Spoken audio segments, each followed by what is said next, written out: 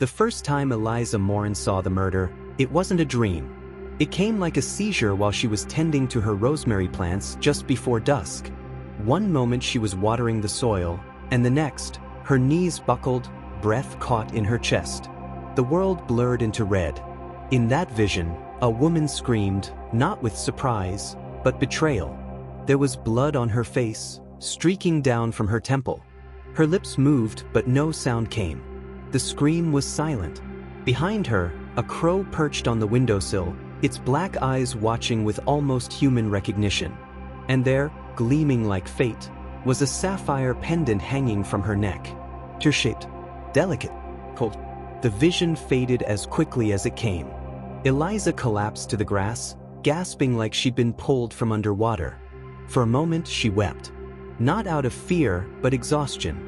This wasn't the first time something like this had happened. But this time, she knew it wasn't a metaphor. It was real. And worse, it hadn't happened yet. She wiped her face and stumbled inside. The cottage, her sanctuary, was filled with old herbs, dried flowers, shelves of books no one borrowed, and paintings no one ever saw. The people of Ardent Hollow had long written her off.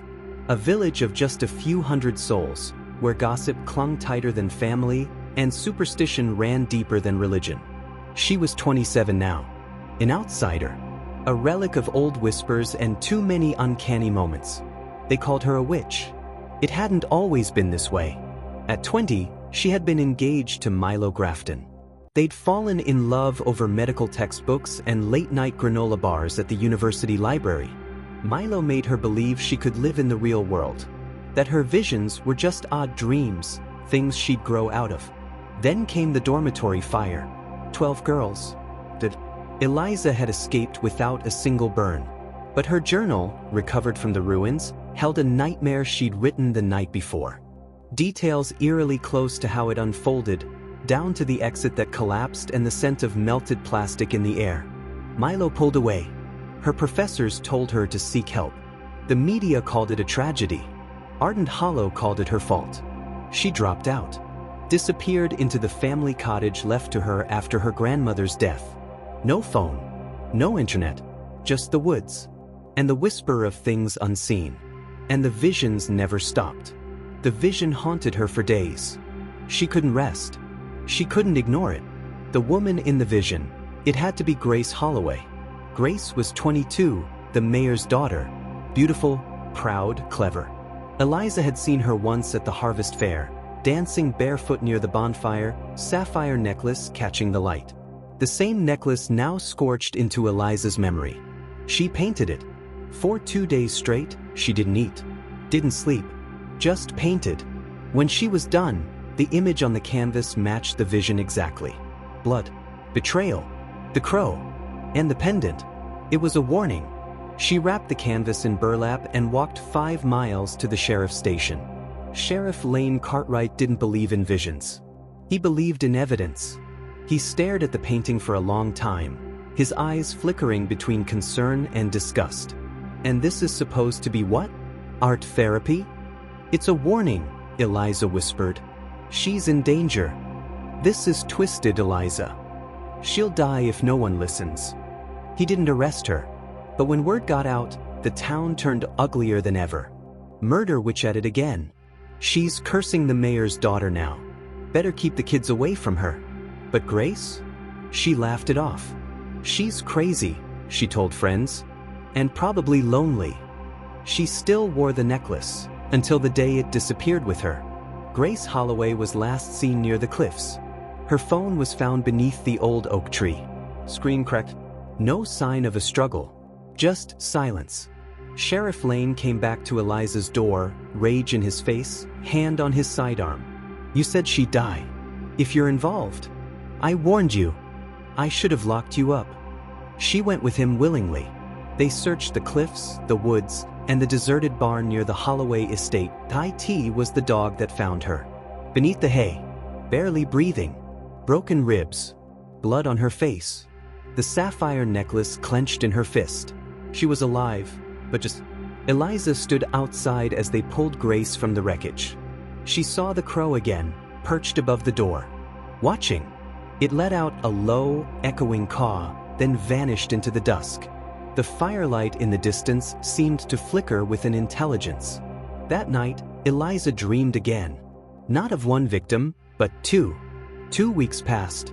Grace healed. The town tried to move on. But then Grace asked for Eliza. She came alone. There were dark circles under Grace's eyes. She hadn't worn makeup since the attack. No jewelry. Just a plain gray sweater and the look of someone who had touched death.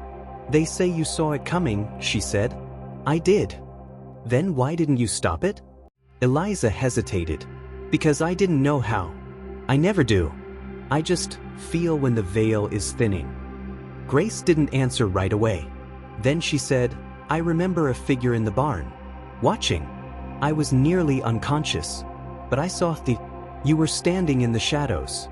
I wasn't there." "You were." They sat in silence. Grace sipped tea with shaking hands. "Do you think you caused it?" she asked. Eliza's heart twisted. "I don't know. I used to think people like you were crazy. I don't anymore. I think you're stuck between two worlds." That night, Eliza couldn't sleep. She stood at the window, watching the dark curve of the woods. A second crow joined the first on the fence post. Then a third. She shivered. Something was building. Something unfinished. Weeks passed. Winter crept in. The air grew bitter and brittle. The town didn't apologize. But the whispers quieted. Then Eliza began seeing things again. This time, it wasn't Grace. She saw flames, a barn burning, a boy with a twisted grin, and in his hand, a lighter engraved with the initials MG. Milo Grafton. Her former fiancé. The fire. The betrayal. The necklace. It had never ended. She called Sheriff Lane. "I think I know who did it." Milo had returned to town weeks before Grace's visit. Quietly. No announcements. No reunions. He'd rented a room at the inn and was seen jogging through the woods at dusk. When they searched his room, they found sketches of the barn. And the missing sapphire pendant, hidden in his duffel bag. Blood still crusted on the chain. His notebook contained disturbing entries. "She always sees me coming.